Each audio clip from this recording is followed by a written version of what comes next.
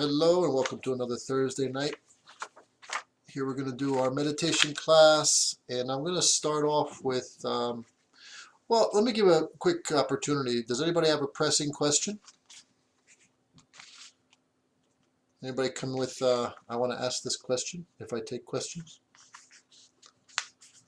No pressing, no hands went up quick, so what I want to use tonight, I got an interesting brochure in the mail, and I was looking at it, and it's a local practitioner.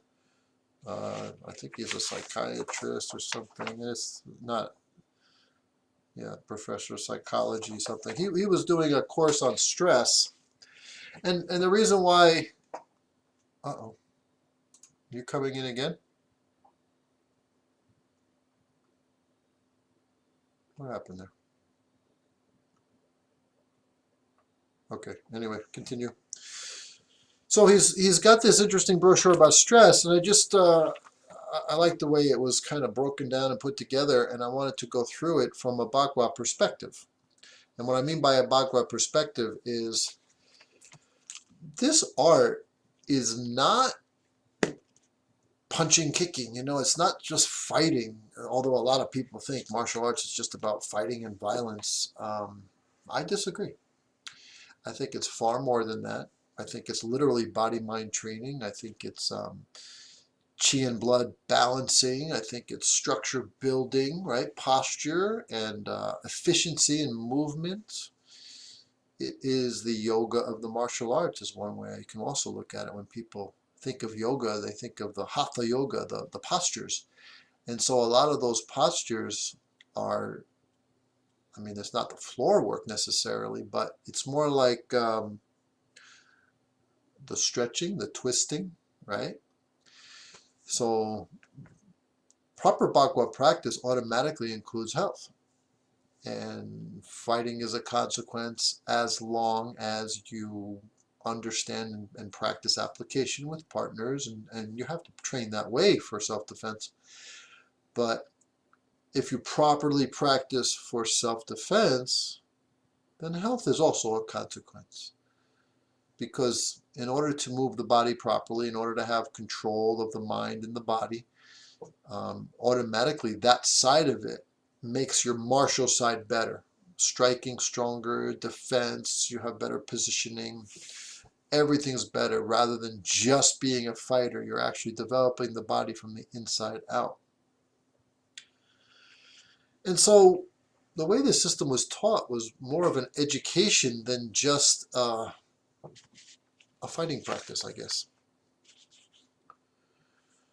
So in this brochure, he has the body. He's saying how stress affects or shows, and nobody has stress, right?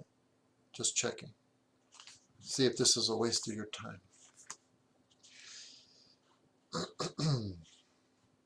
How it shows in the body, how it shows in the mind, how it shows in behavior, and how it shows in your emotional state. So let's see, there's some things here. Okay, one of the ways it might show in the body is headaches. And being a Chinese medical practitioner, a lot of patients come in with headaches. And what do most people do when they have a headache? You know, they pop a Tylenol or a Motrin or an ibuprofen, something, right? And the question to me is always, why do you get headaches? Do you have a deficiency of that drug? I don't think so. So the more natural approach, the more holistic approach, the old traditional Chinese medicine approach, is to figure out why. And in this brochure, he's coming from stress, causing a headache. You think about how you feel when you're stressed. Well, let me read a little more before I give too much away. He has next frequent infections. Okay, so next is taut muscles, you see? Muscular twitches. Okay, so in my experience, the primary cause of headaches is from the neck. Now, what's causing the neck tension? This brochure is about stress, but is stress just emotional? No. I'm going to say there's also a physical stress that can be negative. Okay, you have to have stress in order to have any kind of body development, right? So you want to be fit, you got to put the body under stress, and the body develops and gets stronger and more fit, right? You know, you have to run long distance in order to develop endurance. So you have to put stress on the body to develop endurance. But here's a negative stress. It's postural stress, poor posture. And today, with all our phones and other mobile devices, and everybody's on the computer, and the neck is here and here. The other day, I was cutting meat for a while. I was cutting a lot of meat, like to make small pieces, and there was a bunch of it. And my head is looking down the whole time, and it just like clicked in my brain, like, how does a chef do this all day? If your job is to cook, you have to look down at your cutting board. I learned a long time ago that every inch that your head is out of line with the body doubles the relative weight that your body has to hold that head. So your head is around 10% of your body weight. So if you're 200 pounds, that's a 20-pound weight that you've made 40 pounds, or you're making 60 or 80 pounds relative to try to keep it in line. And that's why so much of the Bagua Zhang is teaching posture and how to work with gravity, not against. Anytime you're out of line, you're working against gravity. You're fighting gravity. Anytime your body is structurally sound, aligned, it's like piling up blocks, right? You can keep going higher and higher as long as it's aligned. If it's out of alignment, it'll come toppling down at some point. Your body is the same.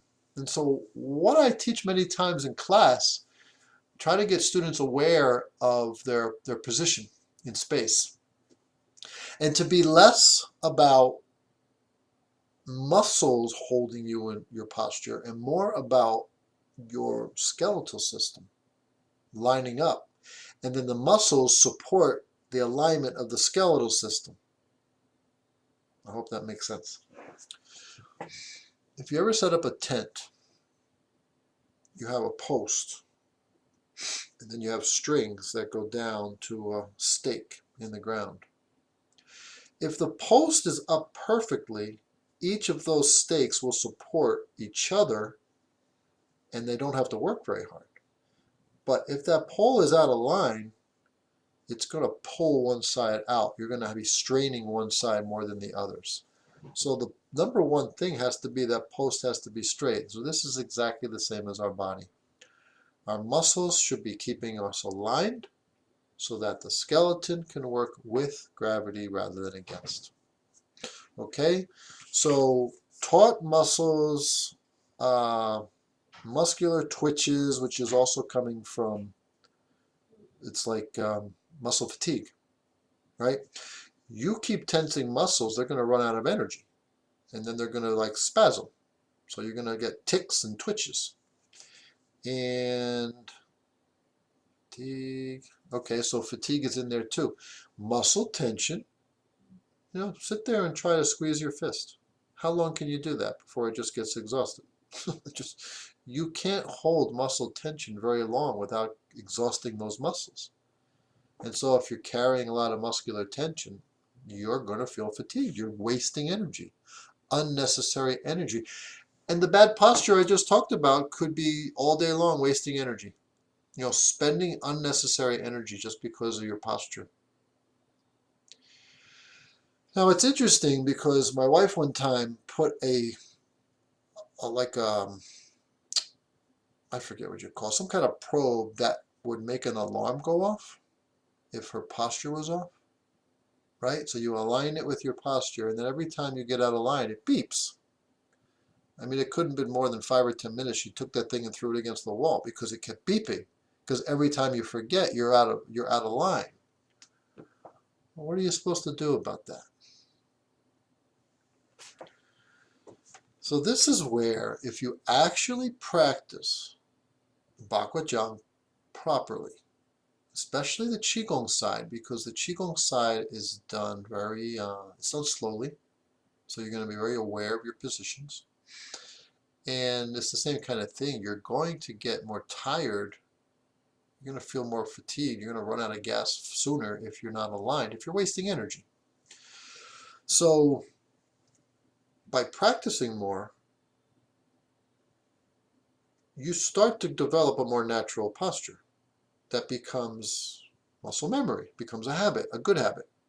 Whereas people today, on mobile devices or leaning into a computer at work all day, their body habit is out of line. So if your body habit's out of line, it's a lot of work to remember to put it in line. And actually, it can be uncomfortable.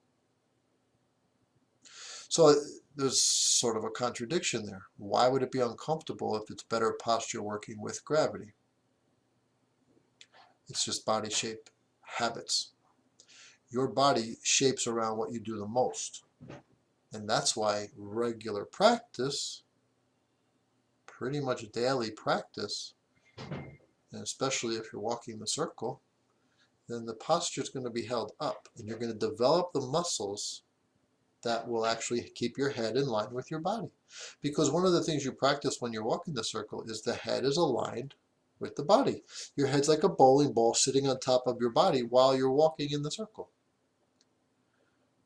Now, something we're doing this term with Qigong is the V step. Same thing.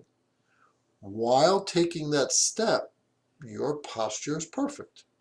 And so you're practicing 15, 20, 30 minutes, an hour with perfect posture because you practice mindfully. Practicing mindfully, maintaining posture, eventually helps develop a habit that you don't have to think about it. See, mindful practice is kind of thinking. You're focused on your posture. Your body is the focal point for a moving meditation. And so you maintain posture, you're practicing mindfully, going through whatever form, and those muscles develop. If you don't practice much and you spend 8 hours a day leaning into a computer or looking at your phone or chopping meat, like I said, with the head down, then that's your body habit. And the muscles back here are going to be all taut. You know, they're pulled into a stretch position and they're tense in that position. And back here, there's even a term for it. You can develop a hump there. They call it a dowager's hump. And you will actually develop fatty tissue around the vertebrae at the bottom of your neck. And then you've structurally changed your body. So years and years of that poor posture, you structurally change your body. You pretty much, you're done with that. It's going to be nearly impossible to correct that anymore. You would need decades to probably reverse that, honestly. Because once you start having structural changes, and this is really what arthritis is. In the last class, I was just talking about somebody walking the circle properly. And he said how he has, his words, he has a deformity. His foot turns out naturally when he walks. There's a very small percentage of actual structural deformities that people were born with. Very, very small percentage. At most, maybe 3%. You know, I once met a person in Hong Kong who had 2 thumbs, 6 fingers. That's a physical deformity, right? But most people's, like he said, deformity is not really a deformity. It's more like a habit in how we move. And so the muscles of his hip were turning his foot out, so he walked more like a duck, right? Toes out. And Bagua wants you to be more turned in. So it's more difficult for him. But if he practices regularly, aligning the feet properly, then the muscles that turn the hips in, the muscles of the hips that turn the legs in, I should say, will develop and become stronger. So then his feet, when he walks naturally without thinking, should straighten out. So why does that matter? Well, when your bones, when your joints aren't aligned properly, right? You're creating wear and tear, which can create, depending how bad, inflammation and inflammatory state, which is what arthritis is, inflammation in the joint. And if you keep doing this over many years, that arthritis, which is simply inflammation of the joint, becomes the bony changes people one day see in an x-ray and the doctor says you have arthritis. No, that's the result of arthritis. All these bony spurs, all these changes, as the body is really trying to protect itself, reinforce itself around poor mechanics. The joints are not lined up properly. And so a person who walks with the toes out is always going to strain the medial side, the inner side of the knee, for example.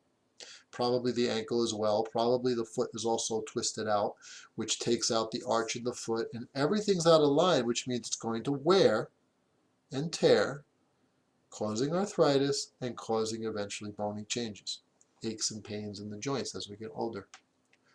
So the education of Bagua to practice proper body mechanics will develop a body that's more aligned structurally, less likely to develop arthritis. So these are stresses on the body that change you. So again, we're not just talking emotional stresses, right? These are stresses that are based on, yeah, maybe the tensions and positions that we take are emotionally based. Like you're having a hard time in your life, maybe you lost a loved one, or you're having a problem in a marriage or with your teenage kids or something, and it's just causing a lot of stress. And so your tension also can change your posture. So there's the position of your body, and then there's just the tension of thinking about these bad things. You see? One of the things here in the body, he puts also breathlessness. Okay? Now, in Bagua Zhang, we learn proper breathing mechanics. Proper breathing is deeper into the body, down into the belly. You should not be breathing up into the chest, the shallow breathing that raises the ribs and the clavicles every time you breathe. How many times do you breathe? I think the average person breathes way too much. That's part of the reason, because it's shallow. So let's just say it's 20 times a minute. It's possible, 15 to 20 times a minute. How many minutes in a day? How many times are they shrugging their shoulders all day long? How can you not have tension up here breathing that way? So the improper breathing that the uneducated do is both causing a physical, mechanical tension in the muscles because they're constantly being used rather than settled down, relaxed. But it's also shallow, which means you're not getting a good breath down into your lungs, which means you're going to be short of breath. Obviously, the more tension you get, the shorter that breath can become, which is why very frequently a cause for asthma is stress. You know, a child may be in a very stressful environment growing up and then develop asthma because there's this feeling, and then the tension builds and they can't catch their breath. Well, proper breathing can clear that very quickly. I've done it live in classes with children who have inhalers. Just learning how to breathe right, they don't need the inhaler. I can't tell you how many times over the years a child came to me, Sifu, I need my inhaler, because they get exercise-induced asthma, and it's just because they're not breathing properly. And I'll take a moment and I'll get them to settle down and breathe properly, and right away they realize, oh, I do have control of this. course, my hope is that they can throw away the inhaler at some point because they learn to breathe properly. But instead of learning to breathe properly, normally they run to the inhaler, so then that relaxes things with a steroid. And then what happens is next time they get stressed like that, whether it's a physical stress from exercise or even emotional stress, that moment that they feel like they can't breathe, like it amplifies itself, tightens itself up more, and then they really need an inhaler, right? Because they can't breathe at all. So the simple effect of learning in the art, that's why the education of breathing down into the belly more. The air doesn't go to the belly, obviously. It goes more to the bottom of the lungs, which pushes on the diaphragm and actually massages organs, which also increases your circulation, helping the heart. You see, all of these things are interconnected. All right, so now going back to the headaches, why we get headaches? That same tension from breathing, from emotional stress, from this kind of breathing, also struggling breathing, also shallow breathing, not enough. Well, not enough is actually too much. Too much breathing. An unhealthy person breathes like that too many times. A calm person breathes longer, smaller, but deeper. Smaller meaning less, not a. See, this is a interesting terminology. A deep breath, what I mean, is deeper into the body. Shallow breath is up close, right, up in the ribs, the top part of the lungs. So shallow, deep. But then there's big and small. You don't need a big breath all the time. The calmer mind, such as when you go to meditation, should have smaller breathing. So it seems contradictory. Smaller, but deeper.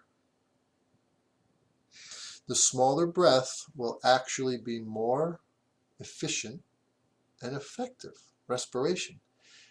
Because if you're going deeper, you automatically don't need as much. It's just you're opening more of the lungs. It's automatically going down deeper without a lot of breath. Whereas when you go big breathing, which we do use for stretching to increase the capacity of the lungs, but when you're relaxed, you don't need a lot of that. So somebody who's in meditation, the most relaxed state, looks like they're not breathing. It's an interesting dynamic. So the knowledge that comes from that is when you're relaxed, you breathe easy. So that takes care of breathlessness, fatigue, muscular twitches, taut muscles, headache. Okay, and the headache again coming from the tension, particularly usually in the neck. There's other reasons for headaches. Could be diet, could be dehydration. There's a lot of reasons, but this is the stress kind, okay? Okay, now on the same in the body part is frequent infections and skin irritations. Now, why would that be? Why would you get frequent infections and skin irritations? I mean, the answer is easy. I hope you're thinking of it. The simplest, most layperson way I could say it is your body's not working right. You don't have good circulation when all these other things aren't working properly. You don't have good function. And so infections are easy because you're not doing very well with what do you call that? Detoxification. Your body becomes toxic because of this deep tension. Then the skin irritations, because you're toxic, your skin is like the last line of defense. So if you're getting rashes, that means your kidney's not working right, your liver's not working right, and in your circulation, your lymphatic system's not working right. All of these things lead to a more serious experience to deal with toxins in the body, for example, and bacteria and viruses and parasites even can have a party.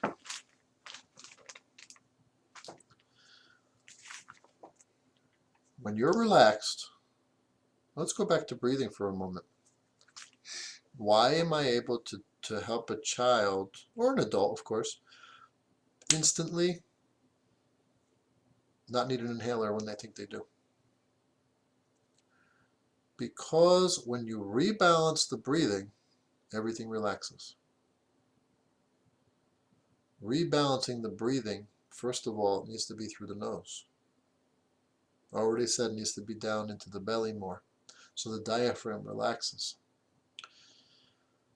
But just breathing through the nose down to the belly causes everything down to the microscopic capillaries to relax, so they open more. When they open more, automatically everything's working better.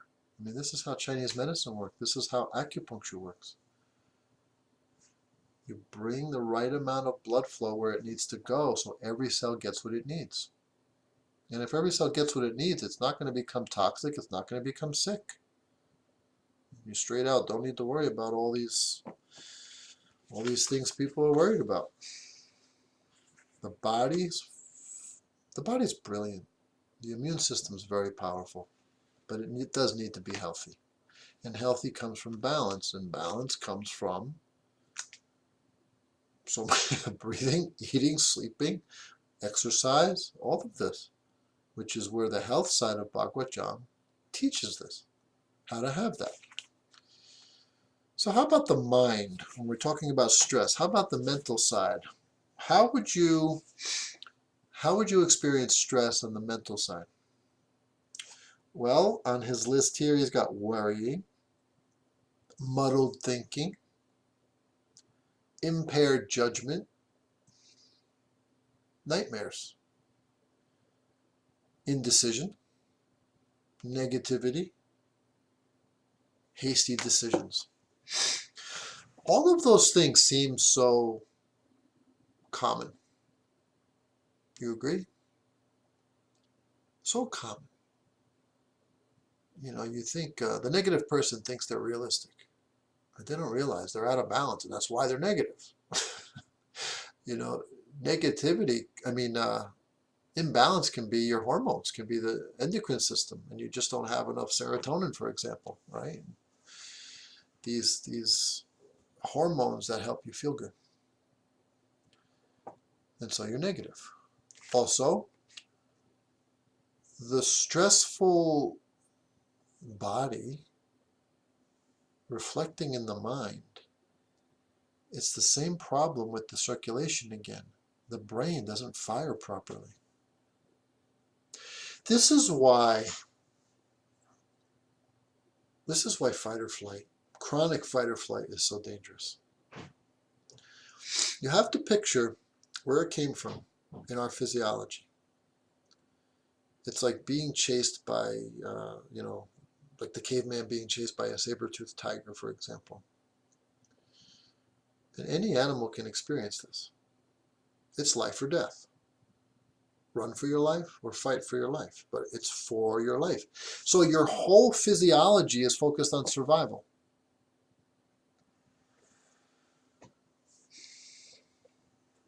The whole hierarchy of needs, Maslow's hierarchy of needs, you will not become creative until you are settled, relaxed, without this whole survival concern.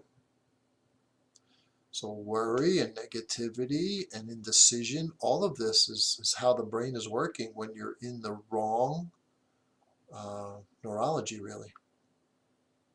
Sympathetic versus parasympathetic. This fight or flight is in survival. So you can't think about being creative and building something when you're running for your life. Your brain doesn't care about digestion when you're running for your life. If you're living in a place where there's bombs dropping all the time, you're not going to digest your food very well. You're not going to be able to think very well. Everything is in flux. And this is why so much of our safety is perceived, for the most part, in this country. There are obviously places in this country and in the world where you are physically not safe, okay? But for the most part, I mean, you guys are here tonight at a meditation class because you feel pretty safe. You wouldn't be here otherwise. And so what we want to do is get out of this mental anguish that is created by, well, for one thing, the television. It's hidden in all the media, right? You really have to control what is being thrown into your brain to keep you in the state of fear. So you have this perceived fight or flight, this survival sense because of the message that's going into your brain constantly. This is keeping everybody, a lot of people, in this fear mentality. And so raising more stress, making it difficult to enjoy life, making it difficult to build or create, to set goals and pursue them, because you don't know if you're going to make it far into the future when you have this constant stress. You just want that anguish to end. And so going back to the practice of Bagua Zhang, the moving meditation, the sitting meditation, the breathing exercises, to actually change the state of mind. And just like the posture becoming a habit, your state of mind can become a habit. By design, those who put the TV on, primarily, are kept in the opposite state of mind. Are you aware of that? If you're not aware of that, it's really hard to do anything about it, unfortunately. But this practice, if we're getting to that calmer state, which is sort of between awake and asleep, then that, if you spend the time, will become a habit just like posture. And so being brought out of that, you're more aware of it. Kind of like the asthmatic becoming more aware of how they can control their breath. They can throw away the inhaler once they understand the signs of what's causing this closing of the breathing passageway. You'll become very aware of the stress rising way before you're in fight or flight. But most people are in such a chronic fight or flight, they think it's normal. And most people blame the world around them of why they feel the way they do, when in actuality they're creating that world, both within themselves and how they're thinking, and their thinking was influenced by what they're allowing themselves to spend time watching. So all this mental anguish and all this stress is from these messages. Just can be propaganda. So just like the body posture, you can change by practice the habit of your mind, your mental state. Okay, emotions. We have loss of confidence. See, this is a good one too, because how do you feel confident when you're in a fight or flight, when you're in constant, this angst? You're not going to feel confident. When you feel confident, you can become creative. You can set goals. You can see yourself doing big things. But when you're in this fight or flight, it's like, again, survival comes first. So you're not going to have this sense of confidence. More fuzzy, yeah, total lack of clarity. Irritable. Anybody ever get irritable when they're stressed? You know how smoking creates irritability? Smokers, I'm sure you've known some smokers if you weren't yourself. You smoke and it relaxes the vessels. The nicotine relaxes the vessels, and it relaxes it a lot, so it's a really nice feeling. And then what happens is the nicotine wears off. And then the vessels get closed more than natural. So now you've just starved yourself of oxygen, which is the same as the tension that comes from stress, which is going to amplify the stress. And now you get irritable. And you're going to punch somebody in the nose to get a cigarette if necessary.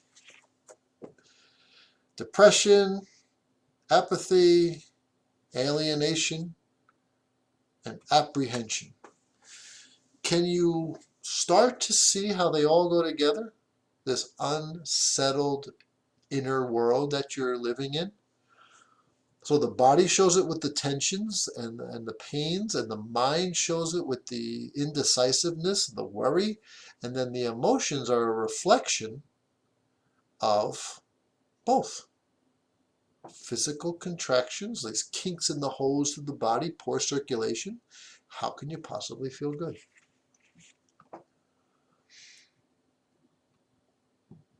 As I said, when you're in this fight or flight, you're not going to digest well. So let's just add that to the whole thing where you feel a little bloated, maybe a little gassy. You're not getting nutrients from your food. Maybe it's coming up because you're upset. How can you be positive and feel good and be nice to people? So the worse you make people feel, the more conflict you're going to get. And I think the words came out that way because I was referring in my mind back to the TV propaganda. You know, this constant negative message, this fear. You don't feel good, you're not going to be so nice to your neighbor. You're going to be like, I got to get mine, I got to get myself settled. I'm not, so you don't care as much about others. We'll naturally become more selfish. We got to, worry about ourselves. But when you feel good, then you can help others. So how important is the practice now? Some have thought, well, if I spend all this time practicing, it's very selfish. No, this is like being on a plane and the oxygen mask comes down. Who are you supposed to put the oxygen mask on first? You can't help others if you don't get yourself right first. And then, of course, stress is affecting behavior. Now, what's on this list here? Accident prone. Yeah, because you're distracted. You think about that. How do people get in a car accident? They're distracted. If you're paying attention to the road, you shouldn't have any kind of problem maintaining your, between your lines, unless someone else, causes the accident in that case, right? Someone else not paying attention drives into your lane and hits you. So it comes from lack of attention. You're going to be more accident prone. You could fall down the steps. You run into a wall, hurt yourself. All these things because you're not really in the moment. You're distracted. You're worried. You're unclear, fuzzy. Loss of appetite. We already talked about that because the digestion turns off when your body's in fight or flight. Loss of sex drive. Yeah, stress is going to affect that. You're not going to worry about reproduction. See, reproduction is natural. We have a drive for sex. But that's like digestion. There's no point in reproducing when I barely can survive myself. Pretty easy to figure that out, how that works.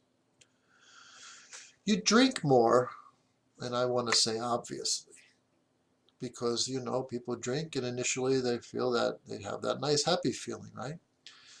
But even today I had a patient where I could tell their liver, I said, you're pretty angry, huh? Oh yeah. And then I asked about drinking. And they said they only had about 1 drink a day, but this person, I don't know what caused the liver to be that way, so there's so much anger, but alcohol is just going to make the anger worse. So drinking, because you're stressed, and then the alcohol wears off and does whatever damage it did in the body, and then over time that accumulates, which makes more stress, which makes more problems. It's kind of like the cigarette. You smoke it, you feel good, it wears off, you feel crappy. You feel irritable. Need another one. If alcohol is what you turn to for stress, you'll never be able to handle stress. Insomnia. So insomnia is another one that's going to come from choking off your circulation at the capillary. See, capillary is microscopic, so little tension in the body can close that down pretty quick. Doesn't take much. But something I can feel in the pulse of people with a lot of stress is the coronary arteries that feed the heart actually can clamp down, and it'll show in the pulse. And if it's chronic, it's obviously going to weaken the heart. And if the heart isn't able to pump fully, we'll call it inefficient blood flow. When the heart pumps, it's not going to feed the brain enough. The brain needs the most oxygen and most nutrients. Brain spends the most energy. So the cells of the brain, when they're missing a percentage, could be 10%, 30%, 50%, depends how severe. It's going to fire funny, and you're going to have a very busy mind. And fatigue, anxiety, depression, insomnia are very common. Chinese have known this for thousands of years. Common signs of heart problems. And it doesn't mean you're going to die in a week or two. You could die in 30 years, but the symptoms are there because of inefficient blood flow from the heart, leading to insomnia. Can't sleep, too busy-minded at night. Hard to focus too, like a kid with ADD. You know, you try to read something and you can't maintain focus. That's all shortages in the brain cells. What else we have here? Restlessness, same idea. And interestingly enough, smoking more.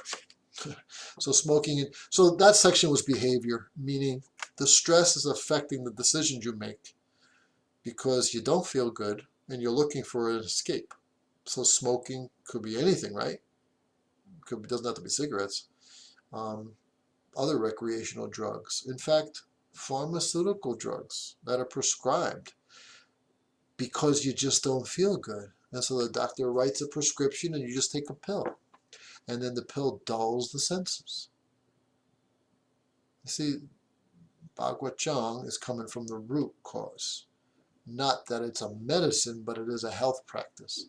So it gets to the root cause because it's improving circulation through the body.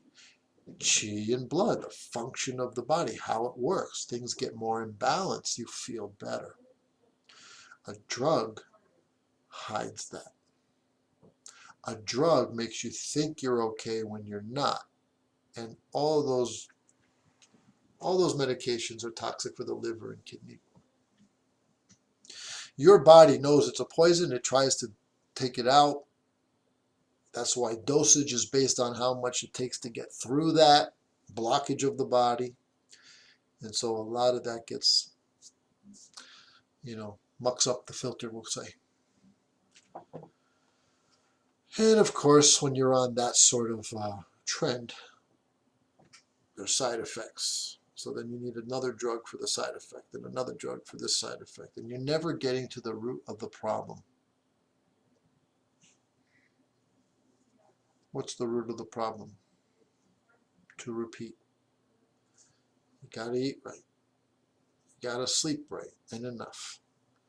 You gotta exercise. There's exercise just mobility to move the body.